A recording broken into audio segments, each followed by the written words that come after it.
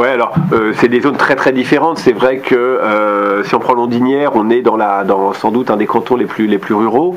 Donc là, il y a à la fois peu de monde, mais on peut dire là cette fois-ci qu'on est dans des zones rurales pour l'essentiel. Après sur Anvermeux, à l'inverse, on est sur des zones qui sont à la fois rurales, mais aussi plus proches de zones, à mon avis, d'activité économique classique. Et Offranville, là encore, c'est le troisième modèle, c'est-à-dire que là, on est dans une commune toute proche de Dieppe, qui est une commune très socialiste, à mon sens, et qui est une commune, en quelque sorte, on pourrait dire une grande banlieue urbaine. Enfin, c'est pas une banlieue en soi, mais c'est une commune satellite d'une grande ville, où on trouve plutôt du pavillonnaire, du petit collectif. Ça serait l'équivalent de ce qu'on rencontrerait dans une grande banlieue de Rouen.